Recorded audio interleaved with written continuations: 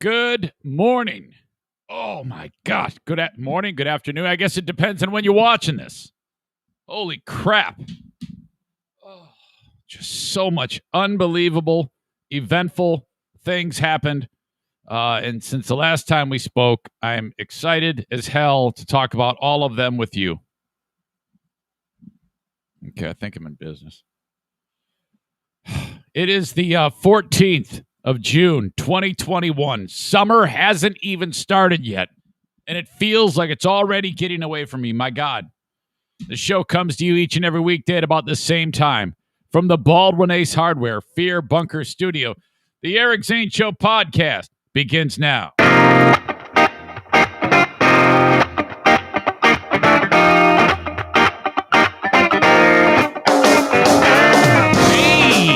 Hey, this is Blue State Rob, and you're listening to the Eric Zane Show podcast, a show hosted by a liberal Republican whose ancestry dates back to the small country of Armenia and fueled by bouts of anxiety and adult attention hyperactivity disorder, also known as ADHD. It's not the best, but still better than radio. Anyway, here's your host, Eric Zane. That's a matter of opinion. I don't know if it's better than radio. Maybe some of you think that. But welcome into the Eric Zane Show podcast. This is a daily show where I discuss news, nonsense, and my personal adventures, Monday through Friday, right here. It is seen and heard in several spots. I think I'm being seen and heard right now. Yes, it appears it is good. Welcome to you all. You can catch it on Facebook, facebook.com/Eric Zane fan page.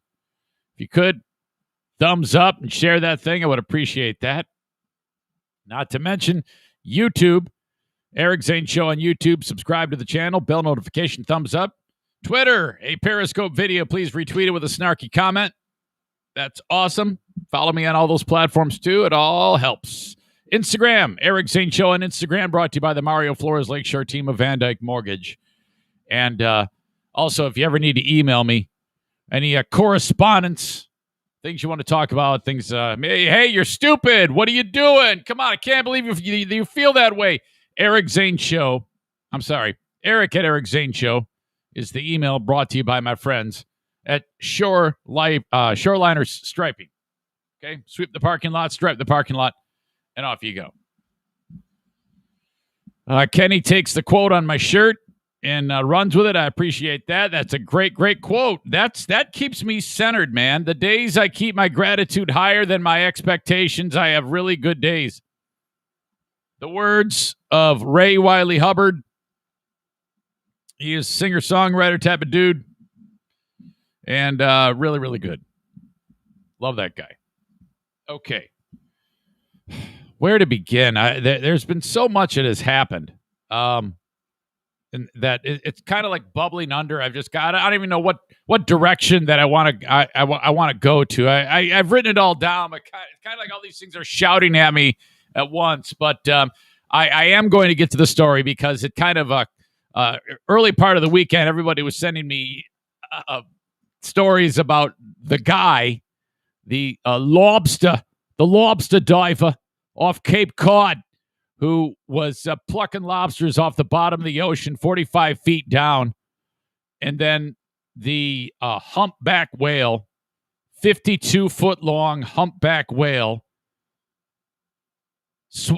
Well, I don't even know how it happened, but he wound up in the thing's mouth, which I guess is something that is a complete accident. A humpback whale wants nothing to do with a guy in scuba gear. These little teeny tiny fish or whatever they are, they kind of open their mouth and everything just kind of flies in there. The thought is that the dude was kind of in the way and this was an accidental thing. And so the whale is like, what the hell is in my mouth? Oh my God, there's this big fucking thing in there. And there's the dude's in the mouth of the whale, completely dark. Okay. So everybody and their mother sent me that story. And I was really, really excited about it. And then, Dirk said, if you happen to get this guy on your show, pick my brain because I have some experience in diving. I have questions. And so that was all it took to get me thinking, wow, that would be something if I actually got this guy on the podcast. Well, I didn't get the guy who was in the mouth of the whale on the podcast. But there's a dude who was probably 25 feet away, just minding his own business on the water on his own fishing boat named Captain Joe. He's a charter fisherman. And he takes customers out into the ocean. They go fishing. He was right there. And the whale comes out of the water with the guy still in his mouth and spits the guy out. And Captain Joe goes, holy shit, there's Mike. And sees him go flying through the air like a frisbee and land in the water. And he takes off, spins his boat around as the whale now is submerging. The guy's laying there, oh my God. Captain Joe helps pluck him out of the water. Well, I saw his name and I looked him up, and this is on Saturday. And I'm like, well, what the hell? I'll just try it. And Captain Joe, I go, hey, I am. Would you? And he.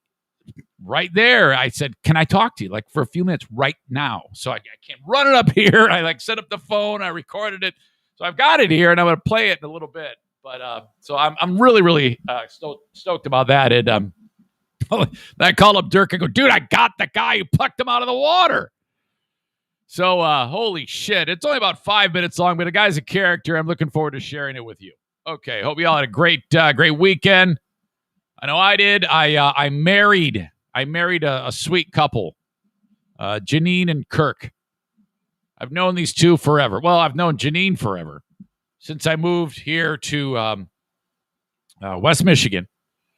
There's been like this gaggle of friends that we've all kind of palled around together, And right when we got here, her and her husband, they got divorced. This is one of those divorces where the two kind of are really still. They work well together, I guess. So I love her husband. I love her. She's great. But anyway, she meets this dude named Kirk, and then they ended up hitting it off a number of years ago. And then, well, this was the big day to get married. And they had asked me to marry them some time ago, actually. And it was supposed to happen last year, but the pandemic. So this was it. Finally, we're going to get this thing done. Now, I have married people before. It's only the second time I've done it. I was supposed to do it with Mitch, the tarantula farmer, and his lovely better half for their wedding in October, but my mom passed away, so everything went south on that. So this is the second time I've ever done it. And God, I don't, man, I was nervous as hell, but it went off great because I don't know, it was just kind of it just happened to work out. Everything was cool. I enjoyed doing it. It was hot as hell. Oh my God. And this wasn't even the hot day. It was the day before Friday. It was oh my God, if it's anything like it is now. And the temperature dropped quite a bit, but wasn't bad at all, man. And good time had by all. Was happy to do that. So yeah, that was part of the weekend. Had a big cookout at the Eric Zane Show podcast household this weekend. It was another, okay, I don't know how many times I've gone down this road, but I wanted to try it again, and that is cook on the stupid charcoal grill. Now, I will tell you this.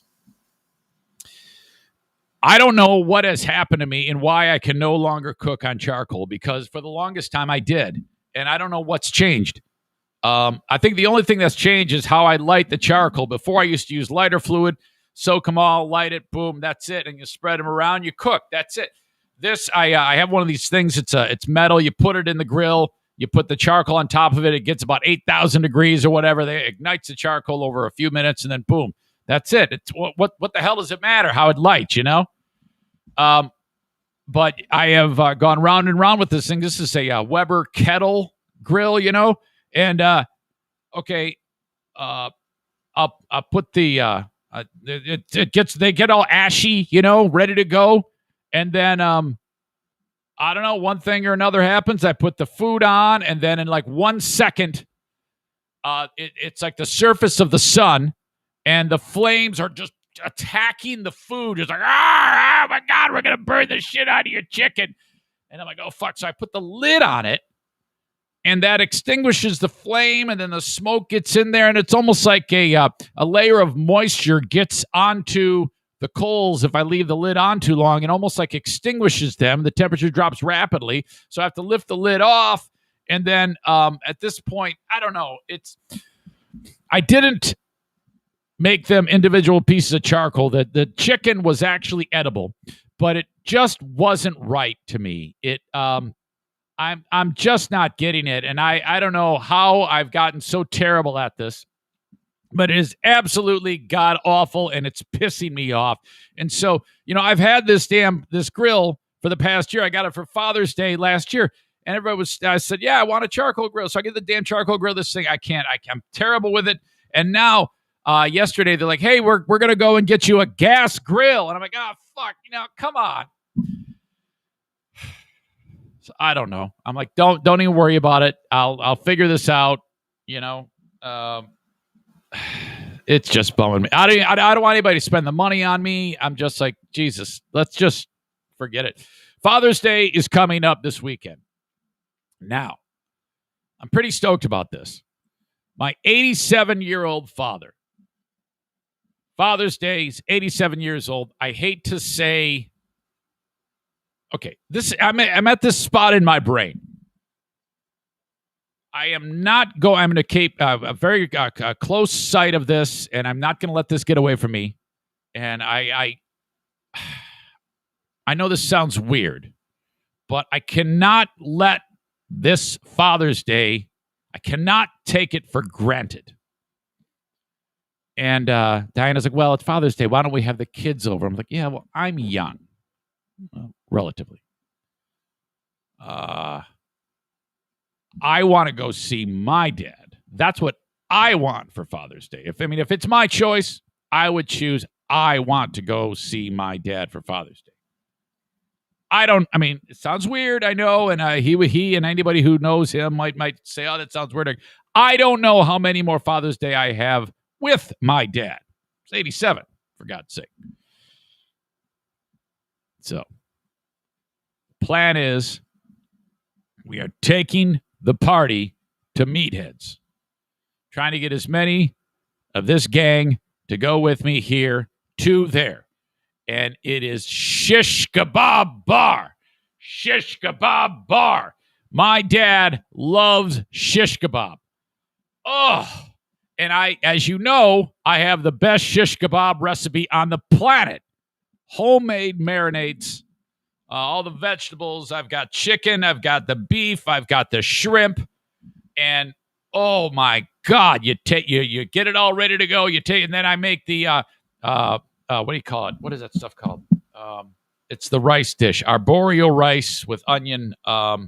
Son of a bitch, risotto. That's it. I make this amazing risotto with the shish kebab, and he is going to lose his freaking mind. And so I informed him, I go, Dad, I want to do this. And he's always like, well, what about the expense? It's going to cost you gasoline to get here, guy. I'm like, Dad, what? Come on. No, just, it's going to be okay. It's not a big deal. This is what I want to do for Father's Day. So hopefully you're planning something for your dad. If your beloved father is with you, of course. I sincerely hope so. So here we go. Big weekend for that, making the preparations. We'll head across the great state of Michigan to the Detroit area for a Sunday event. All right. This weekend, I went Saturday on a field trip, Saturday morning, to this tremendous place called Harbor Humane. And I posted the video of it on Facebook. I recorded a video. I sat down here early Sunday and made the video after I got all the footage together of these dogs and cats. And oh my God, it was great. It's about a 10-minute video. I shot a bunch of footage. I narrated it. And I think you'd want to check it out. It's a lot of fun. You get to see this one cat called Gollum. And if you've ever seen the film, any of the Lord of the Rings movies, that little fucking guy who's always after the ring, my precious, that dude, that's what this cat looks like. That is not a flattering name for a cat, but the cat has no fur, looks like a big bag of hell. It's a kitten. It's 8 weeks old. And this is, the cat is recovering from ringworm. and it will make a full recovery. And what they need to do there at Harbor Humane is every day take a photograph of Gollum as he continues to progress. And he is going to live. I mean, he's out of the woods. The cat is on the comeback trail, okay? But there was a time when this cat was, holy shit, they found it in a freaking dumpster, this kitty. Baby cat, some asshole. Just the idea that someone said, here you go, here's the trash, and throws a kitten in a dumpster. And it was found in Texas. Somehow it finds its way to West Olive, Michigan, off US 31. And here I am. I mean, to think that 8 weeks ago, some sick son of a bitch threw a cat into a dumpster. Damn it. It just makes me sad. Here I am looking at this cat, and the cat's like, it's got like 3 hairs on its entire body. And so it's going to be some significant time till the cat is recovered completely. But that's what they do there. So if you get a minute, check out the video. Speaking of which, yesterday, just before bedtime, sitting there in the kitchen area of the house, and something catches my attention out of the corner of my eye. I look on the damn deck, and there's another cat. A black cat is there looking around. It's Blackbeard the Pirate. We haven't seen Blackbeard the Pirate in forever. He's a stray. He's visiting. So I'm like, oh, my God, this is awesome. So what did I do? You know, I mean, it would probably be a good idea just to leave the cat alone. He'll find his way, you know. Don't feed him. Did I feed him? Yes. Is he going to come back every night now? Yes. Do we have another cat? Yes. I'll keep him outside. Also in that video, you must, at the beginning of it, the feral cat community that they have at Harbor Humane is awesome. They got 80 cats there, and they don't want anything to do with going into anyone's home. It's these cats that are dropped off, ferals. They spay or neuter them, and then they feed them, and then they give them water. It's a commune, okay? And it's awesome. If you ever want to adopt a mouser, you go there. Because if you got like a barn, and you're like, let's get rid of the mice here. Let's get these cats. Get a couple of these mousers, these mouser cats, and they're just going to lay waste to the mouse population. Holy crap. So that was a good time. Glad to be part of all of that, and glad to have you here. Hope you had a good weekend. All right. Josh says, you know that Gollum will be at Eric's soon, probably. Chris says it was an awesome video. The feral cats, they were just like, kind of like, here we come. It's time to eat. Because this one hippie dude comes out with the bowls of food, and the cat's like, yes, he's here. Fuck yes. Love this guy, man. Kate says that poor cat looks like death. Yeah, he's been worse, though. Gollum will recover. Okay. So welcome to each and every one of you. Dirk says, I've got a Weber gas grill with a temperature gauge on the front that's easy to cook on. I got that too, man. But it's not supposed to say 700 degrees. Oh, I can't. It's either too cold or too hot. I just suck at it. I struggle so mightily. Oh, God. All right. Andrea says, we need a mouser. Go to Harbor Humane and get one. Hang on. I got to drink up. I'm very, very optimistic about a couple of things. One thing in particular is I think I've turned the corner completely on this damn poison ivy. All right. This has been a long fight. Jesus, I did not. I'm still taking this drug called prednisone, and I've got about another week's worth of it. And what they do is you start you out on like 6 of these little pills. I think they're 10 or 20 milligrams per. And man, that shit has changed my life. And it's helped me get rid of the poison ivy. But man, does it fuck with your brain? I have a couple of bouts of anxiety, and I was talking to a friend of mine who said that that might actually happen. It's kind of the devil. But then you take 2 days with the 6 pills, and then 2 days with the 5 pills, 2 days with 4 pills. And I just finished up. Today was first day with just 3 pills. My dose is dropping, and it couldn't come soon enough because this shit is terrible. Yes, it gets rid of what my problem is with the poison ivy. But it's too jittery, too nervous, do not sleep well at night. I just lay there for hours on end. On Saturday night, I did not fall asleep until 3:30 or 4 in the morning. Okay? Thomas Lucas is from the Jersey Shore. I see that's kind of a new name. How are you on the Jersey Shore, Thomas? Welcome in. So the prednisone makes me feel like shit, and I'm laying there. I'm like, fuck. So, also I see. Hold on a second. I was warned that this was going to happen. Patriot Nick and Dean said that there would be a gentleman. I believe it's a gentleman from the great country of Sweden would be enjoying the show. The name, as it says, Tratt. I believe that is Trot, and that's Fnatt. Now, F and N is not a combination of letters that we can use here in the United States. One of those things does not belong. So if the last name is Fnatt, there is no way we can go Fnat? Is it Fnat? Well, then there would need to be an I between the F and the N. So can you write that down phonetically? And this sweet person from Sweden wrote Bork. That's right. We have a representative from the amazing country that brought us Greta Thunberg. Hey, Trot, if you see that stupid little bitch, tell her to fuck off. It's not his real name. It's a fake name. Doesn't make sense in Sweden either. All right, very good. You know, some of the world's greatest hockey players are from the country. World's greatest hockey players are from the country of Sweden. So welcome. Nick says he hates Greta. Perfect. That's probably the first question anybody asks you whenever they discover that you're from Sweden. They used to want to know about, like, Pelle Lindbergh or Nick Lidstrom or something like that. But no, it's fucking Greta Thunberg because that stupid little bitch. The name might be Haas? H-A-S? I don't know. I don't know what the fuck to call you. But anyway, welcome. Glad you're here. I don't know. I'm not even sure how you stumbled upon the group. I think you were on the Zaniac Zoom with Patriot Nick, so that's cool. Another representative from another country. I appreciate that. All right. So that medicine's driving me nuts. Welcome to everybody here. Now, I also have to.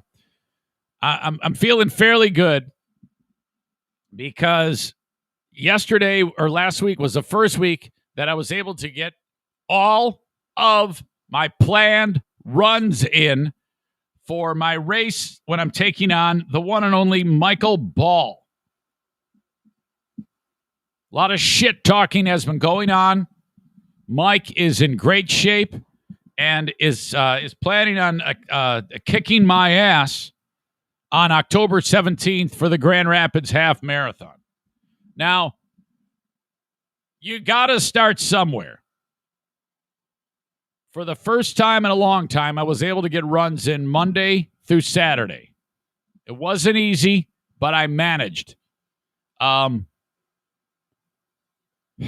Yeah, there was even times when I was like, maybe I should just skip it. And I was like, fuck that. I cannot miss days. If I miss days, it's just going to set me back even further. I have got to catch up to this guy. So we are, I believe, the start of the 16-week training program begins on the 27th of June. Today is the 14th. So I got a couple of weeks of pre-training before I can actually get after it for a full 16 weeks of half marathon training. Mike has given me tons of shit. I think he's doing a great job of motivating me. I appreciate that. Keep it up. Keep it up. And God help you. God help you if I kick your ass.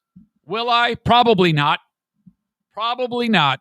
But I got 1 week down of solid effort. And for me, see, Mike's putting in probably 50, 60-mile weeks right now. I put in a 17-mile week.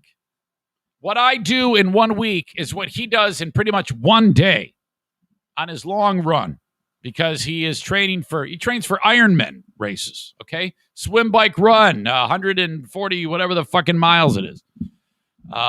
So, all right, my work is cut out for me, but I feel good. 1 week in the books, back at it today. Okay. Nate says, I'm not worried. Old champs are still champs. Tyler says Eric Zane's race for the fat cure. Kate says, you got this, Eric. I appreciate that, Kate. Somebody's got to have some faith in me. So does Nate. All right, we'll get there. Okay, folks, we're going to get into this story about the guy who got eaten by the whale, it was in the whale's mouth. Michael Packard is his name. We're going to hear from him. We're going to hear from the guy that I spoke to, Captain Joe, plucked him out of the water. Cannot wait for you to hear this. As we get started on the show, I do want to remind you that as Father's Day is approaching, we are just about a week away, a little under. Remember me for Cameo. I would love to wish your father a happy Father's Day on Cameo from you. Cameo.com/Eric Zane is where you go for this. Cameo.com/Eric Zane. It's a lot of fun. I can make it as sweet and kind or as salty as you want me to make it. TC Paintball in Grand Rapids, Michigan. I just had the tarantula farmer say, hey, when the hell are we going to do the paintball event in August? Great question. Rick. When are we going to do that? I don't know. I'm not sure. Sometime in August. Maybe I got it on a text message. It's been a while. We are having a paintball event coming up in August. I saw that the tarantula farmer actually went out to TC Paintball this past weekend, so that is cool. Very, very cool. Glad you did that. Let's see. Where are we? May. We did the May one, and when are we doing? I don't know. I thought I knew, but I don't. We will be meeting in August at TC Paintball. And if you want to book a party at TC Paintball, tcpaintballgr.com. Could be a bachelor party. Could be just the neighborhood kids hanging out, team building at work, whatever you need. One fee covers you everything. The paint, the gun, the mask, the field time. If you want extras, like maybe a little bit more body armor, something to go over your clothes so you don't get paint all over them, that's fine. Fully stocked pro shop, the authority in anything you need for paintball. And you know what? The thing is, once you get there and you have some fun, you might open up a Pandora's box. It's like, I love this, man. I know we've had that happen with a couple of our great Zaniacs and fans of the show and friends. So thank you so much. tcpaintballgr.com for all of your fun. It's something great to do, especially the kids who kind of like, sometimes you get a young kid who might, not be into sports. I mean, not every kid is into that, but let's be honest here. The movement, the getting out, the problem solving, things like that. That all helps a kid. But if they're not into sports, what are you going to do? They only like to play video games. Well, how about if you merge the two? All the fun you can have while playing like a first-person shooter video game, but actually in real life, as you're dodging the paint pellets that are flying at you, for God's sake. That is so much fun, and it is a thrill of a lifetime to actually participate in paintball like that. So there you go, tcpaintballgr.com. Get those kids out, get them moving. A great time. Outdoor adventures at TC Paintball. Thank you to Rick. Meanwhile, talking our mortgage professional on the show, the Mario Flores Lakeshore team of Van Dyke Mortgage. Not able to serve mortgages in Sweden yet. But Bork maybe in the future. 231-332-6505 for the Mario Flores Lakeshore team of Van Dyke Mortgage. Can service anybody in any state except for South Carolina, Maine, Alaska, and Hawaii. The Mario Flores Lakeshore team of Van Dyke Mortgage, whether it's your first mortgage or your 10th, do consider reaching out to Mario for anything you need concerning a mortgage. And I'm not just saying, all right, yeah, just go and call him sight unseen and hire him. Pick his brain, talk to him, interview him. And I want you to do that with anyone else in maybe a cousin or an uncle. But I think ultimately Mario will win the business because of, just how professional he is and awesome. And he supports the show. So keep that in mind. Thank you so much to the Mario Flores Lakeshore team of Van Dyke Mortgage. 231-332-6505. All right. Dude, go into the whale story. I've heard about it, but I've yet to hear the story. What the fuck happened? All right, let's start. Thomas, this guy was Michael Packard. He's been a lobster diver for like 45 years or 40 years. And the next thing he knows, he's in the mouth of a 52-foot humpback whale. WBZ in Boston covered it and even talked to the guy. So listen to this. And spit out by a whale off of Provincetown. Provincetown fire officials tell us that the diver was 45 feet down when the whale grabbed him.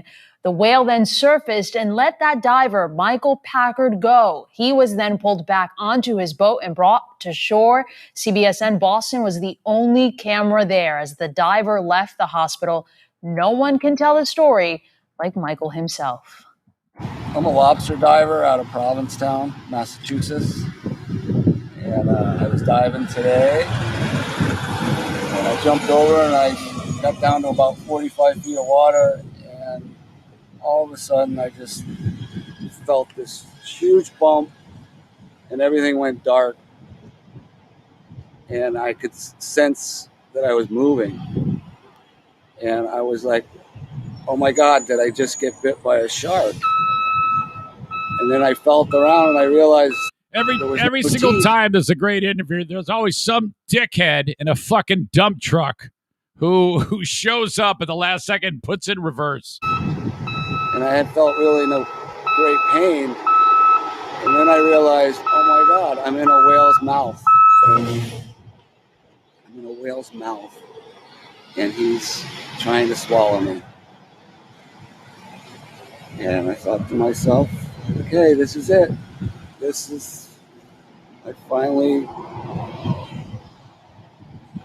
going to die. And I thought about my kids and my wife. There was no getting out of there. And all of a sudden, he went up to the surface. By the way, yeah, the whole point of like, oh my God, and he's all like cramped, and he has the ability to discern this is not a shark because I can't feel any sharp teeth. Nothing's going into me. Okay. So, just that whole realization is really, really remarkable. He just erupted and started shaking his head, and I just got thrown in the air and landed in the water, and I was free, and I just floated there, and I couldn't believe it. I couldn't believe I got out of that. And I'm here to tell it, and I thought my legs were broken, but I'm all bruised up, and I made it. What were you thinking when you were in the grasp of this whale, other than you're going to die? It was happening so fast. My only thought was how to get out of that mouth, and I realized there was no overcoming a beast of that size, that he was going to do with me what he wanted to do, and it was either he spit me out or he swallowed me, and I didn't. And I was actually in his mouth probably a good 30 seconds, but I still had my regulator in my mouth. I was still breathing. Wow. And I was just wondering. Actually, one of the things that went through my mind is just, oh my God, what if he does swallow me? And here I am, I'm breathing air. Wow. And I'm going to breathe in this whale's mouth until my air runs out. Crazy stuff. Did a fisherman come by and help you when you got spit out? Well, when I dive for lobsters, my mate, he follows my bubbles. And so he was right next to me, and he saw the whale come up and throw me out. And he pulled right over, and then another boat helped carry me and pulled me into the boat. Well, what an incredible story. So thankful that he's okay. All right, so he talked about his mate follows the bubbles. And then he said another boat pulled up. That's Captain Joe. Captain Joe was interviewed on another news station, typical grizzled captain of a fishing boat. And so I looked him up, and sure enough, there's his number. I called, and he actually picked it up. So first I was like, this is Saturday morning. I'm like, can I talk to you on the podcast Monday? He goes, no, I got a full day. I'm out at 6 a.m. out till 6 at night. I got clients and taking out to go fishing. I go, okay, well, no problem. I'll just sit down and record it right now. How's that sound? He goes, no problem at all. So this is me talking to the guy who saw the whale surface and go and spit the dude out, and he goes flying. So this is me talking to Captain Joe for about 4 or 5 minutes. Here you go. Okay, ladies and gentlemen, I am blessed to be joined by Captain Joe from Real Easy Fishing, charters off of Cape Cod there. Captain Joe, you pulled Mike out of the water, isn't that right? That's correct, yes. Yeah. Okay. Now, when you saw the whale break, did you had no idea at the point that he had Mike in his mouth, correct? Let me tell you the quick version of how I was involved. I was talking to Mike on the phone about 5 minutes before it happened, and I had customers out, and I had 2 fishing rods out, and I was pulling up towards Mike's boat, and I saw this lot of frothy white water up right on the bow of his boat, and I'm going, what the heck is that? It can't be a whale. They don't act like that. I thought maybe it was a shark that had got a seal or something. I didn't know what it was. Yeah. Then I saw the fluke of the whale. Oh, that's a whale. And then I saw Mike come flying out of the water, feet first with his flippers on. I go, that's Mike. So I said, he's in trouble. I said to get people, let's get these rods in quick. In the meantime, I saw Mike's boat coming over to pick him up. And I could hear Mike hollering and screaming in pain. So we got over to him, and I went alongside his boat, my boat, and my customers held the 2 boats together. I jumped on Mike's boat. He had all his equipment. I knew the guy, his mate, couldn't get him out of the water by himself. We had all we could do, 2 of us to get him out. He laid him down on deck, got his flippers off, his mask off, and he goes, Joe, I was in the mouth of that whale. I was in the mouth of that whale, Joe. He was in like mild shock. Yeah, as I could tell. Yeah. And I was reading in the account of him, like the sensation of instant total darkness and the compression. Yeah. And I mean, you guys have seen everything that the sea has to offer up to this point. Had you ever heard of anything like this other than like Jonah and the whale? No, I haven't. No, nothing. Now, as I'm understanding, a humpback whale, this is something it doesn't want. A humpback whale is not known for any of eating people like this. If I'm understanding correctly. They don't generally feed on things that big. They feed on like mackerel. Herring at the biggest, but sand eels, a lot smaller fish. They corral them, then come up in the middle and feed on them. They're not known for that at all. When Mike said I was in the mouth of the whale, did you think like just a little bit, or did you even begin? I didn't say much. I just listened. I just like, oh my God, like maybe a little more explicit language, but I don't recall because. Yeah, I was worried about him taking it easy, and Yeah, and I was watching on WBZ. They were talking about they show him getting out of the car, and he's still got his hospital scrubs on. He's got a cigarette in his mouth. I love this guy. I mean, he's in the mouth of a whale. He survives a plane crash. He's walking around with a cigarette in his mouth. I mean, this guy. True story. A few years before this guy survived a plane crash. I forgot that part. Holy fuck! The guy survived a plane crash a few years ago. This is true. Cape Cod right here. This is true East Coast. What we're talking about. This is like in that movie Jaws. The one guy who was who had the boat. And he's like talking about the USS Indianapolis. I forget the key. He's like that guy, man. This is incredible. Oh Jesus, you guys! When you don't pay attention in school, that's what you got to do, my friend. Yeah, boy, it is. It's quite a life. I am just so glad that he's okay. It was an incredible story. It's this guy is. If you think about it now, he wants to just get back in the water and get back to grabbing lobsters out of the water. If I understand this correctly, he's the kind of guys that make America great. Yeah, I love that. Is that a Trump thing? You tell me, brother. Look at you. All right. Well, I tell you what, Captain Joe, you're part of a wonderful story. It's great, and I wish you nothing but the best. And thank you for the time. Okay.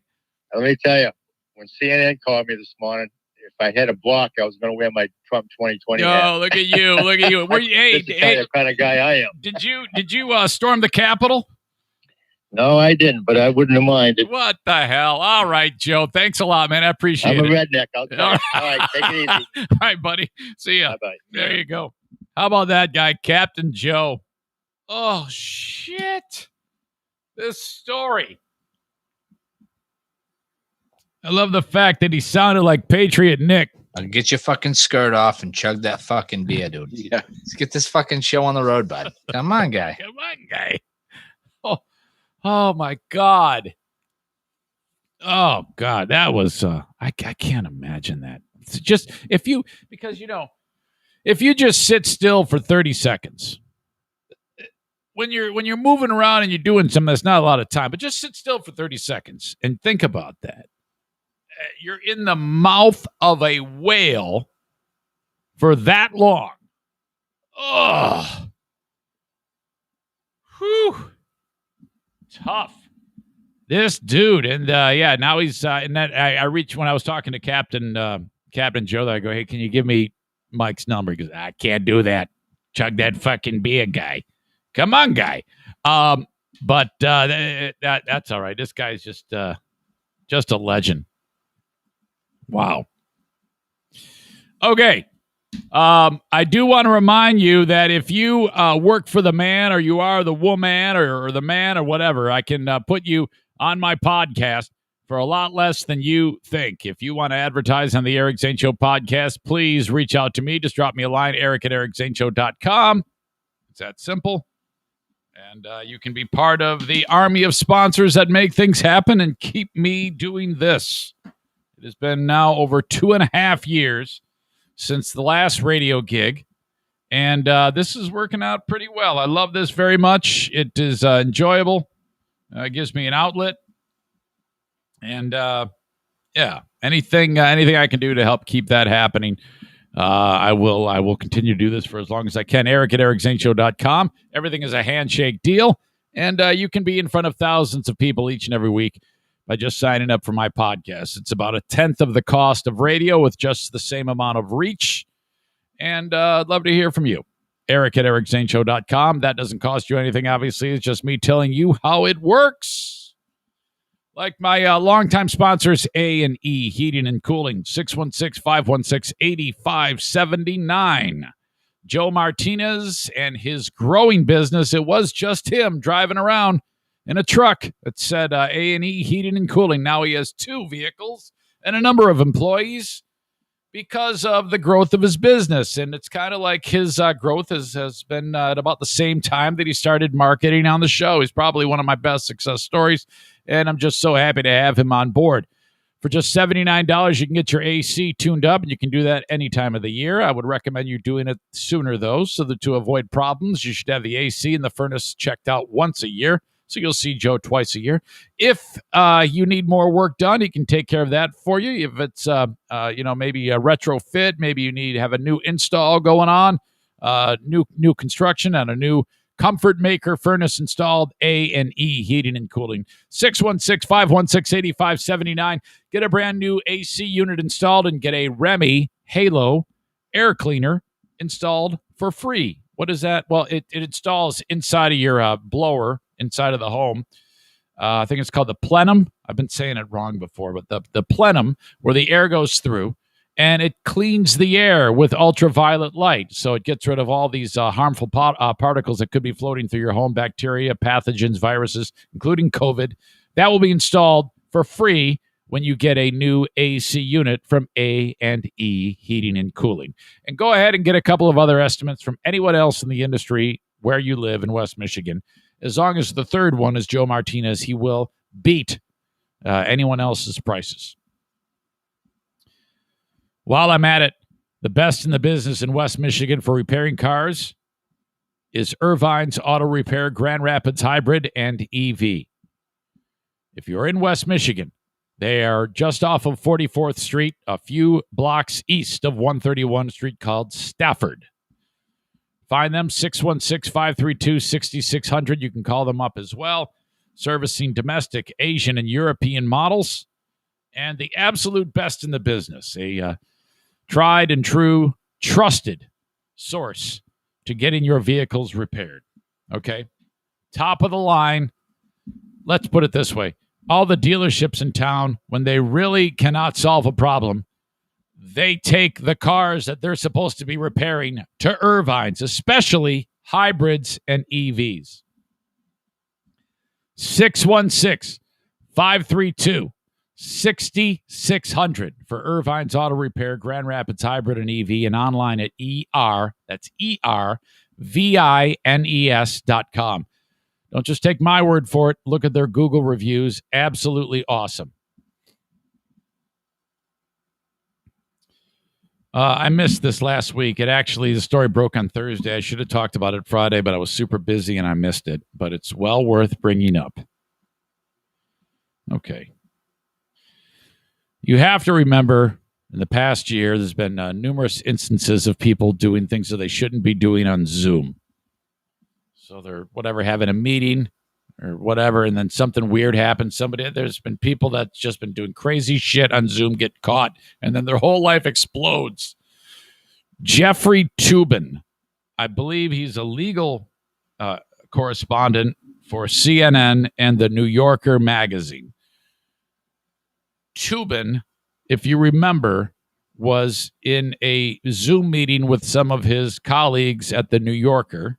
I don't know what they were having a meeting about. It doesn't matter. And then the next thing you know, the story breaks that he whips out his dick and starts to masturbate in front of all of the people on the Zoom. Okay. He is fired from the New Yorker. That's about all I could tell you about him. Well, he's back. CNN never fired him. And I have watched this whole interview twice, and I will say this. This may be, the guy did not know his camera was on. What he thought happened was he was doing the Zoom, and then he thought he ended his, they shut the camera down, and did not think he was being videoed. And then he had a moment where he decided, all right, now's a good time as any. And he took care of business. Problem is, everybody's watching him. Oh, my God. So let me just say that if that were me, like if I got done with this podcast today and decided, hey, now's a good time, and my camera was still on, you would never, ever, ever see me again. I would, you remember like in Breaking Bad when Walter White would bug out and he went to like Alaska or something like that? I would probably do that and just, work odd jobs. I'd sell my house. I'd get a whole new set of friends. I'd just witness relocation. You just, there's so much screwed up about that. And, he's back now, and I think he has done a marvelous job explaining himself. I think he's 100% honest here, and he is, in this clip that I'm about to play for you, it's one of his colleagues in CNN. I don't know who it is. She's doing a story about gun control in California, and she finishes up, okay, and so Gavin Newsom and AR-15s, and here to weigh in on this is Jeffrey Toobin. Oh, hi, Jeffrey. Before we get to that, though, let's talk about you masturbating on the Zoom call. This is exactly how this went. And so for extended time, he explains himself, and I think he's done it. I think he's saved it because I listened to his words, and it's not like I'm sitting here going to judge this guy anyway for whatever. But I mean, I think he's really calm in explaining himself here, and I think he's navigated it. Now, I'm really marveling at this because, again, the extreme embarrassment, you whipped your dick out, and all these people saw it. I think the only thing that is keeping it from being so that he can come back is that it wasn't like broadcast to the whole world. The whole world didn't see him whip out his crank. But that actually happened. And here he is talking with his colleague from CNN, and they're welcoming him back here. But what they have to do is they have to, I guess, part of his return is this moment. He has to explain himself. So this is it. Check it out.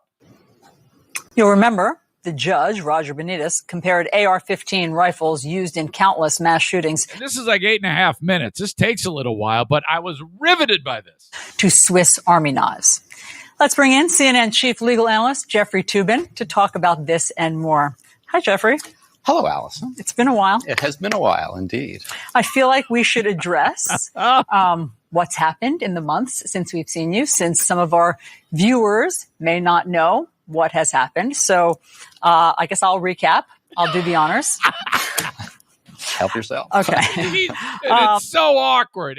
This is incredible. This is amazing television for me. I mean, I was riveted by this because he's looking her in the face and she's asking him about masturbating on a Zoom. Oh, my God. In October, you were on a Zoom call with your colleagues from the New Yorker magazine.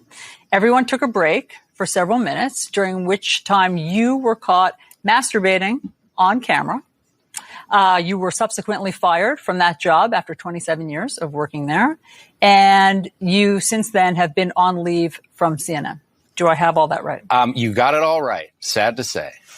Okay. Kenny says, why did she bring it up? This is part of the return. This is all because if they didn't address it, you know, I think this is a good thing, actually. So I think that this is actually a good thing that they're discussing it. And listen to him explain this. And so let's start there. Okay. To quote Jay Leno, what the hell were you thinking? Well, obviously, I wasn't thinking very well or very much. And it was something that was inexplicable to me. I think one point, I wouldn't exactly say in my defense because nothing is really in my defense. I didn't think I was on the call. I didn't think other people could see me. You thought that you had turned off your camera? Correct. I thought that I had turned off the Zoom call. Now, that's not a defense. This was deeply moronic and indefensible. But I mean, that is part of that is part of the story. And, you know, I have spent the 7 subsequent months, miserable months in my life. I can certainly confess, trying to be a better person. I mean, in therapy. Okay, hold on. If you think your camera is off, you have no intent. Now, I'm just gonna give him the benefit of the doubt that this was a mistake about like to the level of I thought my camera was off and I was having a private moment. I don't think I need therapy and all this shit is necessary. I mean, that is between him and him only. And if those eyes see him and he didn't mean to do it, and I am going to give him benefit of the doubt because I listened to this whole thing twice and I think he's telling the truth. I don't think that there is any way that someone who has spent his whole life, advancing his career is suddenly just going to do something terrible like this. And he talks about his long extent. He's never had any issue ever. And he talks about that too. So I don't think this whole business about I need therapy and all that is just stupid. Trying to do some public service, working in a food bank, which I certainly am going to continue to do. Working on a new book about the Oklahoma City bombing. But I am trying to become the kind of person that people can trust again. I'm sure you've replayed. I would trust him. He's a very bright man. That embarrassing moment over and over many times. Have you ever thought about what it must have been like to be on the receiving end of that Zoom call? Well, I haven't just thought about it. I've spoken to several of my former colleagues at the New Yorker about it. And, you know, they were shocked and appalled. I think they realized that this was not intended for them. I think they realized that this was something that I would immediately regret, as I certainly did. And it was that day that I began apologizing. And that is something that I have tried to continue to do, both publicly and privately. You know, we've covered a lot of political scandals and we've heard what I like to think of as the politician apology, which is, you know, I'm sorry if you were offended. which always sounds to me like I've said the words, now get off my back. That's exactly what I've tried not to do. I mean, I have tried, and I'm trying now, to say how sorry I am, sincerely, in all seriousness. Above all, I am sorry to my wife and to my family, but I'm also sorry to the people on the Zoom call. I'm sorry to my former colleagues at the New Yorker. I'm sorry to my current, fortunately still colleagues at CNN. And I'm sorry to the people who read my work and who watched me on CNN and who thought I was a better person than this. Come and on. So, you know. Come on. Yeah, I think he's being way too hard on himself. I mean, I thought I was a better person. This was not intentional. You know what I mean? I got a lot to rebuild, but I feel very privileged and very lucky that I'm going to be able to try to do that. I mean, one of the ironies of this whole incident is that for decades you have covered the bad judgment and sexual proclivities of public figures and politicians like Bill Clinton and Anthony Weiner and Elliot. Yeah, but those all involve other people. He thought he was by himself. Spitzer and Donald Trump, and I could go on. And so, you know, of course it begs the question, why didn't you have better judgment? Because I didn't have better judgment, because I'm a flawed human being who makes mistakes. And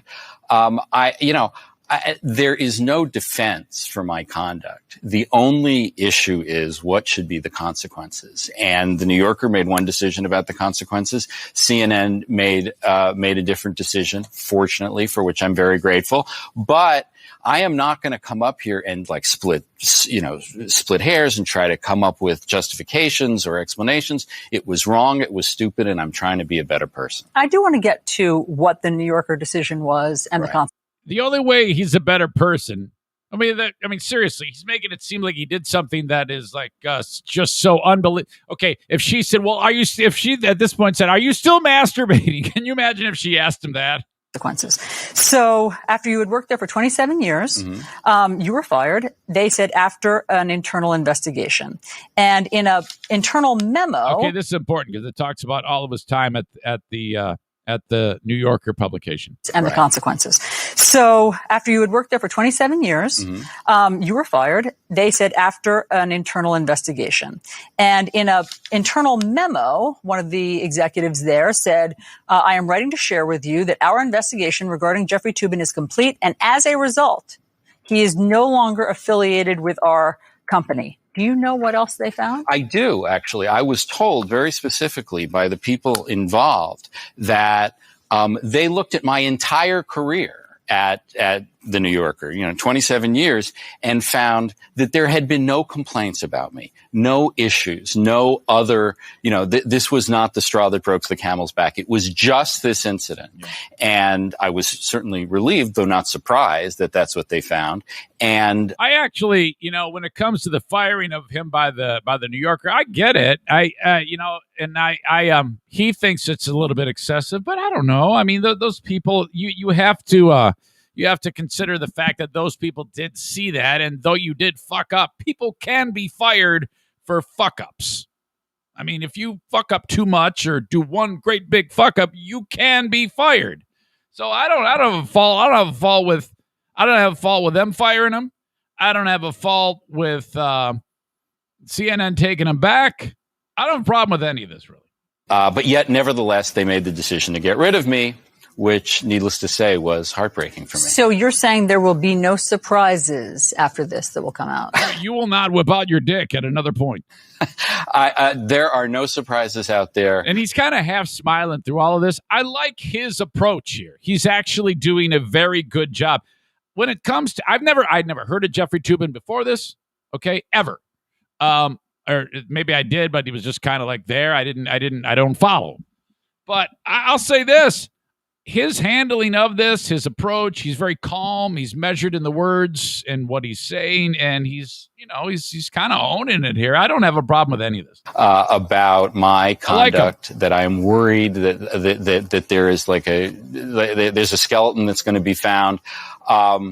I look, I live in the world. I know social media, what the reactions are likely to be. I hope they will be at least mixed, but, and so people can claim what they want, but I don't think there is anything further that's going to come out. Do you think, given that the punishment fits the crime? I am the worst person to ask that question. I mean, obviously I loved the New Yorker. I loved working there. I felt like I was a very good contributor to that magazine for a very long time. And I thought this punishment was excessive. But look, that's why they don't ask the criminal to be the judge in his own case. I mean, I thought it was an excessive punishment. I am incredibly grateful. Though it may be, but at the same time, that's a big organization. And if any one of those people who saw you doing that for whatever reason further down they could possibly sue the New Yorker if they didn't fire you. So yeah, it's I understand. CNN for taking me back, but other people are going to weigh in about whether it was appropriate for them to get rid of me and for CNN to keep me. Other people have weighed in. Yes, indeed. Late night talk shows have had a field day. Hey, you know what? How about 2 segments on Saturday Night Live about me? That's like, anyway. How unpleasant was that, or whatever? Did you see it? Did you watch it? I actually did not watch it. I sort of read transcripts, and I guess I saw a little YouTube of it. So you did watch it? He says, "No, I didn't watch it. I just read the transcripts and watched it on YouTube." One thing about all this is I've never thought of myself, even when I was a prosecutor, as someone who was a particular hard ass, who was someone who was wanted to punish everyone to the maximum extent of the law. And also, as a journalist, I have been aware that, not every crime deserves the death penalty. So I don't think there's a lot of hypocrisy involved in a claim for leniency on my part. But it is true that, people had fun with this, and I am enough a person in the world to know, people were going to have fun with it. Well, I mean, on that note, even O.J. Simpson took a swipe at you. This is great. This is great. I think that it could be unpleasant to be the butt of jokes, obviously. And so I'm wondering if you think that will somehow color your legal analysis in the future. I really don't think so. My dad used to say something. He used to say, you can judge a person by their enemies. And if my enemy is O.J. Simpson, that is okay with me. Well, Jeffrey, on that note, should we move on to the news? Sure, let's go. Okay. All right, let's do that. California. Fuck. You heard me? Yeah. Oh, God. Now they got to move on to the next topic. Oh, Jesus. Well, I got that out of the way. Oh, shit. That is something. Ooh. Jeffrey Tube, welcome back, buddy. Welcome back. All right. Oh, this is going to be a short podcast today. I'm already running out of things to talk about. I do want to get to this. I talked at the end of last week quite extensively about the situation at the University of Michigan. And I want to provide a little bit of follow-up to that. If you missed any of that, for quite some time, there's been people coming out of the woodwork saying that this doctor, Dr. Anderson, had been molesting people, student athletes, for years. And hundreds of people have joined a lawsuit. That story never really caught on. Nobody was ever really interested. That didn't just emerge the other day. It wasn't until Bo Schembechler's son, Matt, came out and said, I also was molested. Then the world started paying attention because of the name Schembechler. That Schembechler knew, Bo knew, according to Matt, that the dude was up to no good, and that Matt says that he then went over Bo's head at a very young age and said, hey, my dad won't do anything about this, but this guy molested me. They fired the doctor, and then Matt says that Bo lobbied to get him back and did get him back. which led to continued assaults for years and decades and decades. And we heard all that gut-wrenching testimony from these former athletes who came out of the woodwork and said in that press conference that I played the audio from, saying, yeah, this is terrible. It's affected my life forever. And it was really tough to listen to. And I was listening to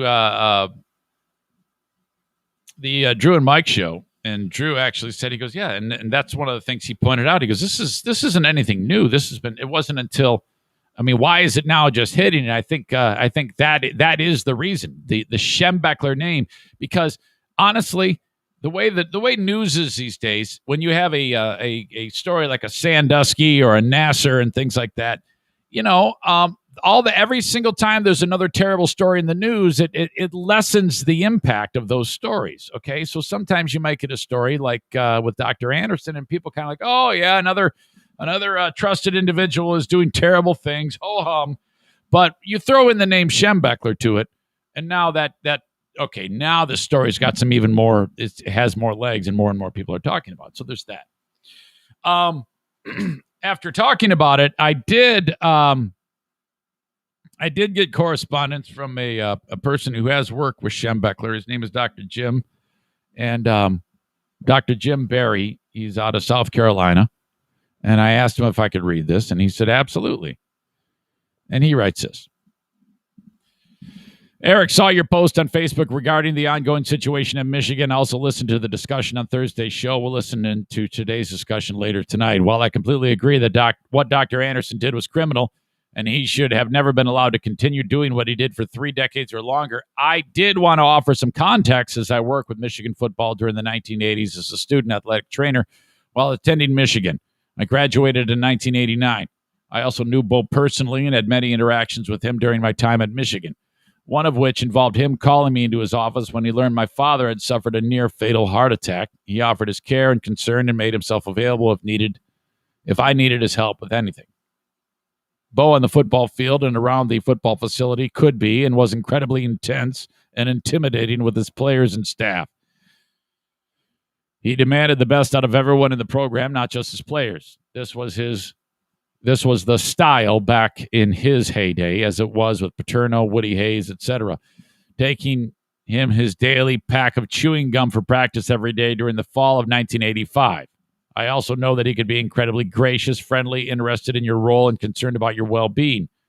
Now, in regards to the situation at hand, I don't know what Bo knew and what he didn't know. And by the way, out of all of this, that sentence right there is what Dr. Jim doesn't know. Okay, he's just telling us what he knows about Bo from his personal interactions.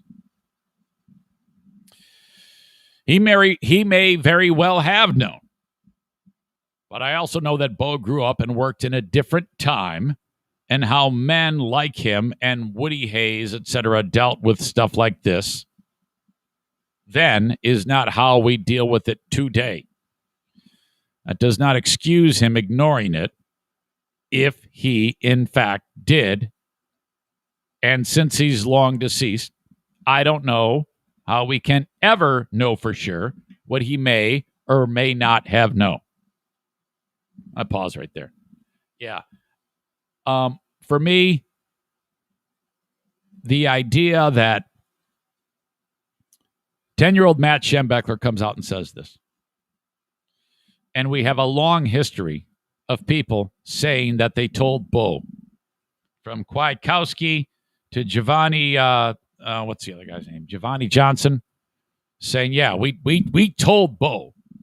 We've got numerous examples now of Schembechler, according to them, saying these things. And for me, I don't know. I have a real problem with people just trying to take their words and say you're a liar. I don't believe that happened. I believe that those guys are telling the truth, all of them.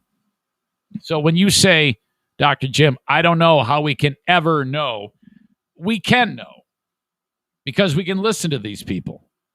Are you telling me they would go out of their way and announce to the world just for what reason we can only guess would want to destroy this man's name about Bo knowing that the doctor put his finger up these guys' asses? Come on. I don't know how we can ever know for sure what he may or may not have known. All we can do is speculate and choose to believe people like Matt Schembechler and Giovanni when they say he was told. But like Harbaugh, the Bo Schembechler I know is not the one that I am reading about today.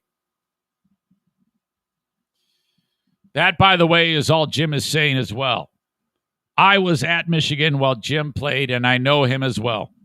I can also tell you with 100% certainty that in all the days and hours I spent in the football building and medical suite at what was then called the Sports Service Building, I think it's called Schembechler Hall now, I never once heard or was privy to these allegations. And again, I work with many of the players at that time who now say things happened, including Giovanni. I also know that I myself was examined by Dr. Anderson on several occasions for various medical issues, as we were able to use those services as student trainers. And Anderson never attempted any type of behavior like that with me. Perhaps it's because he knew I would know it was inappropriate. I don't know. As I and many other people who were associated with the program over the years told the investigators when we were contacted, we had no earthly idea these things had been happening during our tenure at the university. So again, I am not excusing the criminal and abhorrent behavior of Dr. Anderson or any culpability Coach Schembechler or other university coaches, staff, etc. may have had in not reporting the abuse. But I think it's vitally important to recognize that for every person that may have known what was going on, there were just as many or more who had regular contact with Dr. Anderson and those he abused who had absolutely no idea these things were happening. I can tell you without a doubt, and as the son of a county sheriff at the time, had I been aware of it at that time, it would have been reported immediately. The university certainly owes it to the victims to apologize publicly and provide whatever restitution the courts deem appropriate. As for how Bo's legacy statue's name on Schembechler Hall is dealt with, I just don't know what the answer is. I do. Rip him down. Take the fucking name off. Continue to be well. Keep up the great work on the podcast, and my regards to the queen of the forest as she continues to recover from her shoulder surgery. Signed, Dr. Jim Barry. Got a lot of initials after his name. I think this is a very educated individual. I don't think he's like a witch doctor. So a little bit of context there. I don't think, for me, like I indicated when jumping in during the reading of that, I still think this guy is 100. I think that Schembechler, this is what I think happened. I don't know what it is about people like Schembechler, and I think that if I agree with anything with Dr. Barry, it's the we're dealing with the 1960s and 1970s. Okay, first of all, Shemi Schembechler, which is the younger natural biological son of Bo, is 10 years younger than Matt Schembechler. Matt Schembechler was 10 years old when this incident happened. Shemi was either 0 years old or very like a few months old when this all went down. So the timelines don't match up. So, all right, Shemi Schembechler indicting his son, his brother Matt, who was adopted, and said, "Oh yeah, that's bullshit." You weren't fucking there. And then for Matt Schembechler to say all these things, Bo 10 years later, by the time Shemi Schembechler is 10 years old now, and Matt is 20. I mean, a lot has changed in that time. And you look, if you go fast forward to the 1980s when Jim Harbaugh and Dr. Jim is there, that's more than a decade. Okay. This Kwiatkowski and Giovanni, we're talking about the late 70s, early 80s. And I mean, well, Giovanni was kind of about the same time as Dr. Jim Barry. And I mean, there's just a lot of, it isn't like this is going to be well publicized that this doctor is going around and sticking his finger up people's asses. Some of these guys are going to keep that quiet. There could be a lot of hush-hush things going on here. I just find it incredibly difficult to believe. I do not believe for 1 second that any of this was just fabricated out of thin air about who knew what and what happened. I believe it all. I trust these people and what they say. Listening to their words was heartbreaking, and it must be accredited to the truth. It has to be. Because I don't believe that people would put themselves out there after they've had a lifetime of heartache and pain to suddenly just make this shit up out of thin air. I've got grown men in their 60s in front of cameras crying like that. I mean, that is a very, very difficult thing to do, and I can't even imagine the pain that they've suffered. These guys have had a lifetime of having to deal with this, and it's made relationships very, very difficult for him. Kwiatkowski, it's like, I don't even go to doctors because I so don't trust them, which puts his health in jeopardy. So this has been what a fucking terrible thing that has happened here. But I just wanted to add that and go back from that. From what we talked about, because Dr. Jim did provide some insight, but to me, it still doesn't, it does not add up. All right. I will be on Patreon coming up at 11 a.m., and I want you there. Patreon.com, 11 a.m. Eastern Time, patreon.com/Eric Zane. If you're not already on Patreon, please consider it. It helps keep the show growing. patreon.com/Eric Zane. More content for you each and every day of the week, Monday through Friday, with the Patreon bonus. Not to mention Smarter Than a Former Drug Dealer Trivia, The Insane Asylum, The Lost Zane Recordings, which another new episode just dropped today from WBBL back in the day, 2016. And then the Ben and Eric Patreon podcast, which we had a hell of a good time this week on Friday. Was that Friday? Yeah, it was. We did it at like 3:30 in the afternoon or some shit like that. Join me on Patreon. You keep the podcast growing, and I really, really appreciate it. So join me on Patreon. Patreon.com/Eric Zane. Then a couple of words from my friends at Horizon Hydroponics. If you're growing anything, call upon them for their expertise on any type of fertilizers, soils, anything you need for the person. If you have a green thumb or anybody in your life who does have a green thumb, Horizon Hydroponics. 4 brick and mortar locations on Alpine and Grand Rapids, Growers Outlet in Byron Center, Michigan, Kalamazoo, and Lansing. And you can have it shipped anywhere in the USA if you buy it online. HORIZEN, hydroponics.com. Use the coupon code ZaneShow at checkout. It'll save you 10%. By the way, all my sponsors, of course, are available on ericzaneshow.com. And just click on the sponsor scroll. The logos kind of move through. Just click on it and take you right to their website if you need any further information on any one of the great sponsors that support this program. Like Cornhole America.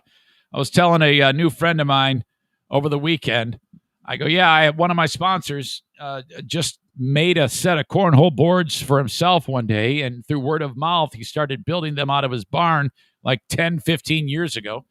And now this is his business. He's one of the most prolific manufacturers of customized cornhole boards in the United States. Cornholeamerica.com. Put them to work for you and put anything you want onto a set of cornhole boards. Anything you want. You give them the design, they can either make it for you, you can send it to them, and they can put it on the set of boards for you. It's that simple. High quality, high-end cornhole boards. These aren't the garbage ones you pick up at the department store. These are going to last a lifetime. You will never need another set of cornhole boards. Custom-made bags, too, with either synthetic material or actual corn inside of the bags. Okay? And if you're thinking about putting on a fundraiser to raise money for something near and dear to you, ask my friends at Cornhole America how to do that. They can take care of all of the legwork about getting your fundraiser up and running. And you get to keep the boards, too. Cornholeamerica.com, sending cornhole boards to anywhere in the USA, online at cornholeamerica.com. Okay. Let's go over what we've talked about. The asshole of the day is coming your way, brought to you by, of course, JM Synthetics, online at jmsynthetics.com, and my friends at TC Paintball, tcpaintballgr.com. Had a big cookout. We had another, it was kind of a iffy experience with the stupid Weber charcoal grill. I still suck at it. We're looking forward to Meathead's Father's Day extravaganza with Shish Kebab Bar. Harbor Humane, love them. We had a new cat visiting the house. That would be Blackbeard the Pirate. We cannot forget about the continuing saga of trying to get in shape and beating my pal Mike Ball in the Grand Rapids Half Marathon. Talked about that a little bit. We got the guy Michael Packard being eaten, well, inside of the mouth of the whale. I still can't believe that happened. We talked to the eyewitness who helped pluck him out of the water, Captain Joe. Jeffrey Toobin, my God. That unbelievable event of them saying, "Hey, so what were you thinking when you were masturbating?" That was just so damn awkward. Incredible moment right there. And where is my damn marker? Oh, there it is. Okay. And then, of course, we read the email from Dr. Jim concerning Bo Schembechler. All right. So the asshole of the day, I kind of agree with some of you who were saying this is a bit much. CNN. I don't know. It was just a little bit heavy-handed, I thought. Maybe that was Toobin's idea. Maybe he wanted to do it. Maybe he felt it was something he wanted to express to people. But CNN, I think they are the assholes of the day for putting that dude up on the fucking stand like that. That was rough. Holy shit. All right. So there you go, folks. That's going to do it for the Eric Zane Show podcast for this, the 14th of June. Yeah, that's right. And thank you to Bork from Sweden for being part of the show today. Okay, folks, you have a good one, and I will talk to you in just a little bit. We have the Patreon bonus coming up at 11 a.m. my time. Have a good one, folks. Talk to you next time. Bye-bye.